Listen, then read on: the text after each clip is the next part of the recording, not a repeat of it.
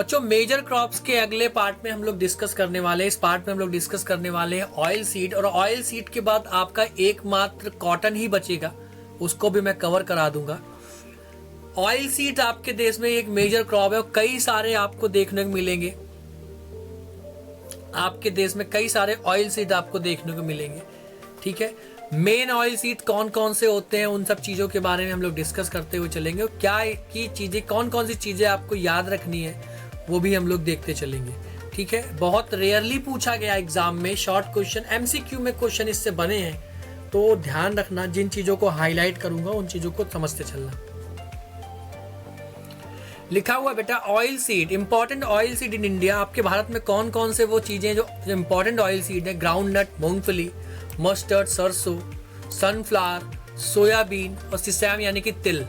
ये भी आपको देखना, ये कुछ आपके इंपॉर्टेंट ऑयल सीड देखने को मिलेगा आपके देश में। टॉप प्रोड्यूसर, ये चीज ध्यान रखना हर चीज में, जहां भी टॉप प्रोड्यूसर आ जाए तो बिल्कुल बेटा भूलना नहीं। इस एग्जाम में एमसीक्यू बहुत पूछे जाते हैं। टॉप प्रोड्यूसर कौन कौन से ऑयल सीड्स के हैं बेटा? गुजरात लीडिंग है, मध्य प्रदेश आपको देखने को मिलेगा, राजस्थान है और फिर महाराष्ट्र है। ये लीडिंग स्टेट्स हैं आपके देश के, जहां पे ऑयल सीड्स जो हैं बहुत ज्यादा खेती होती है, ध्यान रखना। क्लाइमेट नीड क्या होती है बेटा? ये ऑयल सीड्स जो होते हैं ग्रो करते हैं कैसे? एक वार्म टेम्परेचर में ग्रो करते हैं, धूप निकली हो, सनी एरिया, हालांकि जहां पे धूप अच्छी निकलती हो, और टेम्परेचर कैसा हो? मॉडरेट टू हाई हो, यानी कि थोड़ा मध्यम हो, कम नहीं होना चाहिए। लगभग वही 30 से 40-45 डिग्री वाला टेम्परेचर होना चाहिए अगर आपको ऑयल सीड्स का कल्टीवेशन करना है, ठीक है बच्चों।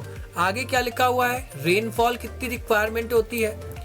Oil seeds require 50 to 75 centimetre rainfall. ये 75 से 50 सेंटीमीटर रेनफॉल जो होती है, ऐसे में भी आप ड्राई सीजन में भी, आप ड्राई स्थानों पे भी आप क्या कर सकते हो? थोड़ी रेनफॉल के साथ भी इसका कल्टीवेशन इजिली कर सकते हो। आगे क्या लिखा है? वाटर रिक्वायरमेंट, वही चीज, जनरली मॉडरेट वाटर चाहिए होता है, ज्यादा पानी नहीं चाहिए होता है।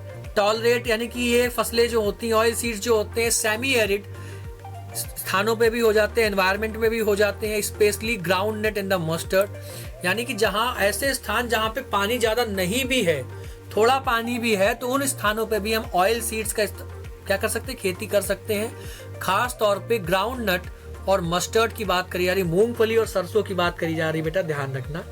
आगे देखते हैं क्या लिखा हुआ है।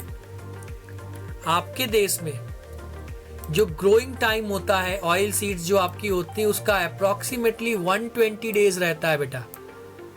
कितना? 90 दिन से 120 दिन। It varies according to the crop, according to the cultivation, ये वेरी करता है। अलग अलग फसलों के लिए अलग अलग आपका टाइमिंग होता है, ये भी आपको ध्यान रखना है बच्चे। सॉइल प्रेफरेंसेस की अगर हम बात करेंगे तो well drained, loamy and the sandy soil important होती है, that are rich in nutrients. ऐसी मिट्टी जिसमें न्यूट्रिएंट्स बहुत ज्यादा पाए जाते हैं, बहुत ज्यादा ड्रेन्ड, यानी कि ड्रेनेज पैटर्न जहां पे अच्छा होता है, वहां पे इस ऑयल सीड्स का कल्टीवेशन इजीली होता है बच्चों। कैश क्रॉप होती है, भी प्लांटेशन फार्मिंग का हिस्सा है। कैश क्रॉप मतलब क्या? यहाँ पे भी आप प्रॉफिट को ज्यादा से ज्यादा क्या कर रहे हो? मैक्सिमाइज करने की कोशिश करते हो। और क्रॉप यानी कि ऑयल सीड्स उगाते ही क्यों हो? पैदावारी खेती ही क्यों कर रहे हो? क्योंकि आप एडिबल ऑयल बना सको। एडिबल ऑयल मतलब होता है खाने योग्य तेल, प्रयोग जिसको आप कर सकते हो। और इसके साथ साथ बेटा इंडस्ट्रियल प्रोडक्ट्स लाइक बायोडीजल में भी इसका इस्तेमाल किया जाता है। आगे बेटा क्या लिखा हुआ है? Oil seeds plays a crucial role in supporting the rural livelihood and boosting the Indian agriculture economy.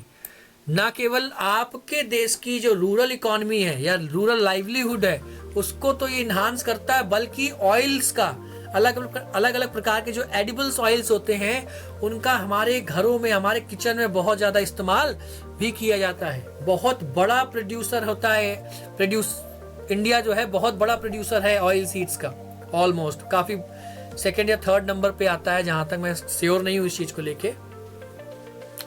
तो बूस्टिंग करने की इस चीज को लेकर इंडिया में जो है, इंडिया की इकोनॉमी को ये चीज काफी ज्यादा बूस्ट भी करती है, एनकरेज करती है। ध्यान रखेंगे बच्चों इस चीज को। वेरियस यूजेस जैसे कि एडिबल ऑयल के अलावा ऑयल सीड्स का इस्तेमाल हम एनिमल फीड के लिए करते हैं।